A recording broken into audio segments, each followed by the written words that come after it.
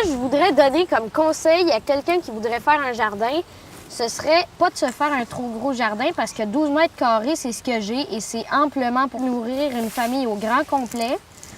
Si tu veux faire un jardin, il faut faire des plans, il faut prévoir les légumes que tu veux. Il faut t'informer parce qu'il y a des plantes qui s'accompagnent bien, il y en a d'autres que non. Fait que ce qu'on veut, là, on va venir vraiment juste biner comme ça en surface. Parce que ce qu'on veut faire, c'est qu'on veut casser la croûte du sol. Parce que la croûte, elle empêche l'eau de rentrer dans le sol pour nourrir les racines puis abreuver les plantes. OK? Super. C'est très important d'arroser la racine parce que si on arrose les feuilles, ils vont dessécher. Mais là, c'est à cause qu'ici, ils sont trop vieilles, mais ça pourrait faire ça au milieu de l'année. Ils pourraient dessécher comme ça puis devenir transparents, puis on peut plus les manger. Que c'est très important de l'arroser vraiment à la racine même, pour pas que les feuilles meurent.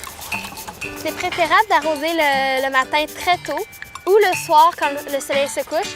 Mais c'est pas une bonne idée d'arroser l'après-midi, sinon les feuilles vont se dessécher en comme 1 heure. Je vais montrer à quoi ça sert l'éclaircissage. Ici, j'ai des carottes que j'ai pas éclaircies au début de l'année. Regardez comment elles sont trop proches.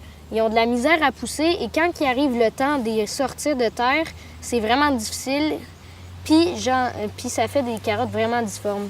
Donc, pour éclaircir un jardin, il faut aller chercher la racine de la carotte puis la sortir de terre. Puis j'irai la replanter ailleurs où est-ce qu'il y aurait assez de place pour qu'elle puisse grandir correctement. J'aime ça.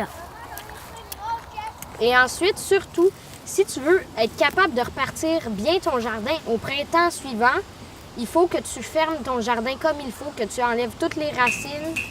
C'est important d'enlever la racine jusqu'au bout parce que sinon elle peut se reproduire en plusieurs. Comme là, j'arrache une racine de pissenlit. Puis les pissenlits, ils se mettent vraiment profondes. Qu'est-ce qui arrive, Naëlan, si, par exemple, tu n'enlèves aucune mauvaise herbe dans ton jardin? Ben, ils vont grossir, puis se multiplier, puis ça va envahir ton jardin. Ça va envahir ton jardin. Puis ça, ben, qu'est-ce que ça va faire à tes plantes que toi, tu as semées? Ils vont mourir. Ils vont se faire étouffer, hein? Donc, il faut tout avoir ces éléments-là, puis aussi être capable de bien l'entretenir.